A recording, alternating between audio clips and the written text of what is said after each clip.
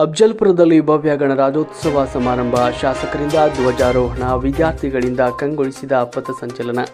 ಅಫ್ಜಲ್ಪುರ ತಾಲೂಕು ಆಡಳಿತ ವತಿಯಿಂದ ತಾಲೂಕು ಕ್ರೀಡಾಂಗಣ ಆವರಣದಲ್ಲಿ 77ನೇ ಗಣರಾಜ್ಯೋತ್ಸವವನ್ನು ಅತ್ಯಂತ ಸಂಭ್ರಮದಿಂದ ಹಾಗೂ ಗೌರವದಿಂದ ಆಚರಿಸಲಾಯಿತು. ಸಮಾರಂಭದ ಅಧ್ಯಕ್ಷತೆಯನ್ನು ವಹಿಸಿದ್ದ ಅಫ್ಜಲ್ಪುರ ವಿಧಾನಸಭಾ ಕ್ಷೇತ್ರದ ಶಾಸಕ ಎಂ.ವೈ. ಪಾಟೀಲ್ ಅವರು ರಾಷ್ಟ್ರ ಧ್ವಜಾರೋಹಣ ನೆರವೇರಿಸಿ ಗೌರವ ವಂದನೆ ಸ್ವೀಕರಿಸಿದರು. ಗಣರಾಜ್ಯೋತ್ಸವದ ಪವಿತ್ರ ದಿನದ ಅಂಗವಾಗಿ ದೇಶದ ಸ್ವಾತಂತ್ರ್ಯ ಹೋರಾಟಗಾರರ ತ್ಯಾಗ ಹಾಗೂ ಬಲಿದಾನಗಳನ್ನು ಸ್ಮರಿಸಲಾಯಿತು. ಜವಾಹರಲಾಲ್ ನೆಹರು ಅವರ ದೂರದೃಷ್ಟಿ, ಸಂವಿಧಾನ ರಚನಾ ಸಮಿತಿಯ ಶ್ರಮ ಹಾಗೂ ಭಾರತ ರತ್ನ ಡಾಕ್ಟರ್ ಬಿ.ಆರ್. ಅಂಬೇಡ್ಕರ್ ಅವರ ನೇತೃತ್ವದಲ್ಲಿ ರೂಪುಗೊಂಡ ಭಾರತೀಯ ಸಂವಿಧಾನವನ್ನು ಮಹತ್ವವನ್ನು ಈ ಸಂದರ್ಭದಲ್ಲಿ ಸ್ಮರಿಸಲಾಯಿತು. ಸಮಾನತೆ, ಸ್ವಾತಂತ್ರ್ಯ, ನ್ಯಾಯ ಮತ್ತು ಬಾಂಧವ್ಯದ ಮೌಲ್ಯಗಳನ್ನು ತಿಳಿ ಹೇಳಲಾಯಿತು. ಈ ಒಂದು ಕಾರ್ಯಕ್ರಮದ ಪ್ರಮುಖ ಆಕರ್ಷಣೆಯಾಗಿತ್ತು ಪಥಸಂಚಲನ ಕಾರ್ಯಕ್ರಮ. ಈ ಒಂದು ಅಫ್ಜಲ್ಪುರ PSI ಸೋಮಲಿಂಗ ಒಡೆಯರ್ ಅವರ ಮುಂದಾಳತ್ವದಲ್ಲಿ ತಾಲೂಕಿನ ವಿವಿಧ ಶಾಲೆಗಳ ವಿದ್ಯಾರ್ಥಿಗಳು ಶಿಸ್ತಿನ ಪಥಸಂಚಲನ ಪ್ರದರ್ಶಿಸಿ ಗಣರಾಜ್ಯೋತ್ಸವಕ್ಕೆ ಮೆರಗನ್ನು ತಂದರು. ವಿದ್ಯಾರ್ಥಿಗಳು ಹೆಜ್ಜೆ ಹೆಜ್ಜೆಗೂ ಕೂಡ ದೇಶಭಕ್ತಿ ಮೆರೀತಾ ಇದ್ದು ಪ್ರೇಕ್ಷಕರಿಂದ ಭರ್ಜರಿ ಚಪ್ಪಾಳೆ ಕೇಳಿ ಬಂತು. ಇದಕ್ಕೂ ಮುನ್ನ ಹಾಗೂ ನಂತರ ಶಾಲಾ ಮಕ್ಕಳಿಂದ ದೇಶಭಕ್ತಿ ಗೀತೆಗಳು, ನೃತ್ಯ ಹಾಗೂ ವಿವಿಧ ಸಾಂಸ್ಕೃತಿಕ ಕಾರ್ಯಕ್ರಮಗಳು ನಡೆಯಿತು. ಒಂದು ಕಾರ್ಯಕ್ರಮಗಳು ಗಣರಾಜ್ಯೋತ್ಸವದ ಸಂಭ್ರಮವನ್ನು ಇನ್ನಷ್ಟು ಉನ್ನತಿಗೆ ಕೊಂಡೊಯ್ದವು. ತಾಲೂಕು ಮಟ್ಟದ ಅಧಿಕಾರಿಗಳು, ಜನಪ್ರತಿನಿಧಿಗಳು, ವಿವಿಧ ಇಲಾಖೆಗಳ ಸಿಬ್ಬಂದಿ, ಶಿಕ್ಷಕರು, ವಿದ್ಯಾರ್ಥಿಗಳು ಹಾಗೂ ಸಾರ್ವಜನಿಕರು ಕಾರ್ಯಕ್ರಮದಲ್ಲಿ ಭಾಗವಹಿಸಿದರು. ಆದ್ದರಿಂದಾಗೆ ಇವತ್ತು ಸ್ವತಂತ್ರ ಸಿಕ್ಕ ಮೇಲೆ ಈ ದೇಶದಲ್ಲಿ ಏನೇನು ಬದಲಾವಣೆಗಳಾಗಿವೆ, ಏನೇನು ಅಭಿವೃದ್ಧಿಗಳಾಗಿವೆ, ಆ ಅಭಿವೃದ್ಧಿಗಳೆಲ್ಲವೂ ಕೂಡ ಭಾರತ ಸಂವಿಧಾನದ ಪ್ರತಿಫಲಗಳು ಅಂದರೆ ತಪ್ಪಾಗಲಿಕ್ಕಿಲ್ಲ.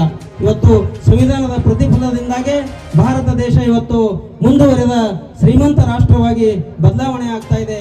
ಅದಕ್ಕಾಗಿ ಬಾಬಾ ಸಾಹೇಬ್ ಅಂಬೇಡ್ಕರ್ ಅವರು ಸಂವಿಧಾನವನ್ನು ರಚನೆ ಮಾಡಿ ಜಾರಿಗೆ ತಂದಂತ ಸಂದರ್ಭದಲ್ಲಿ ಸಂವಿಧಾನ ಸಭೆಯ ಅಧ್ಯಕ್ಷರಾದಂಥ ರಾಜೇಂದ್ರ ಪ್ರಸಾದ್ ಅವರು ಒಂದು ಮಾತು ಹೇಳ್ತಾರೆ. ಸಂವಿಧಾನ ಕರಡು ರಚನಾ ಸಮಿತಿಯಲ್ಲಿ ಕೇವಲ 7 ಜನ ಸದಸ್ಯರಿದ್ದರು. ಆ 7 ಜನ ಸದಸ್ಯರಲ್ಲಿ 2 ಮಧ್ಯದಲ್ಲಿ ಮೃತರಾದರು. ಒಬ್ಬರಿಗೆ ಆರೋಗ್ಯ ಸರಿ ಇರಲಿಲ್ಲ, ಇನ್ನೊಬ್ಬರು ಅಮೆರಿಕಾದಲ್ಲಿದ್ದರು. ಆದರೂ ಕೂಡ ಡಾಕ್ಟರ್ ಬಿ.ಆರ್. ಅಂಬೇಡ್ಕರ್ ಅವರು ಒಂದು ದಿನದಲ್ಲಿ 18 ಗಂಟೆಗಳ ಕಾಲ ಕೆಲಸ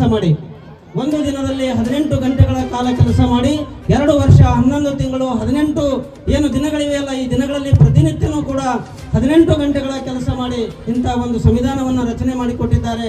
ಅವರಿಗೆ ನಾವು ಚಿರಋಣಿಯಾಗಿದ್ದೇವೆ ಅಂತಕ್ಕಂಥ ಮಾತನ್ನ ಡಾಕ್ಟರ್ ರಾಜೇಂದ್ರ ಪ್ರಸಾದ್ ಅವರು ಹೇಳ್ತಾರೆ. ಅದಕ್ಕಾಗಿ ಇವತ್ತು ನಾವು ದೇಶದ 140 ಕೋಟಿ ಜನರು ಕೂಡ ಬಾಬಾ ಸಾಹೇಬ್ ಅಂಬೇಡ್ಕರ್ ಅವರಿಗೆ ಚಿರಋಣಿಯಾಗಿರಬೇಕಾಗಿದೆ.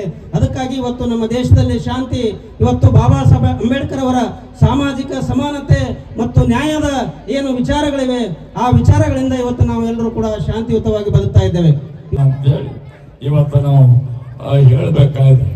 ಬಾಬಾ ಸಾಹೇಬ್ ಅಂಬೇಡ್ಕರ್ ಬಹಳಷ್ಟು ಕಷ್ಟಪಟ್ಟು ಇವತ್ತು ಸಂವಿಧಾನ ರಚನೆ ಮಾಡಿದ್ದಾರೆ.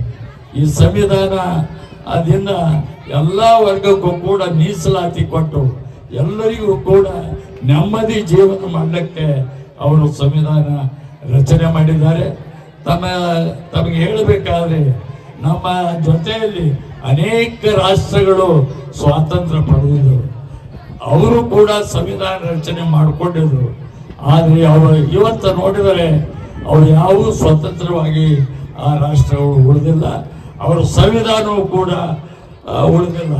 ಆದರೆ ಭಾರತದ ಸಂವಿಧಾನ ಮಾತ್ರ ಅಚಲವಾಗಿದೆ, ಮುಂದಾದರೂ ಕೂಡ ನಿಶ್ಚಿತವಾಗಿ ಅಚಲವಾಗಿರ್ತದೆ ಅಂತೇಳಿ ನಾನು ಭಾವಿಸಿಕೊಂಡಿದ್ದೇನೆ.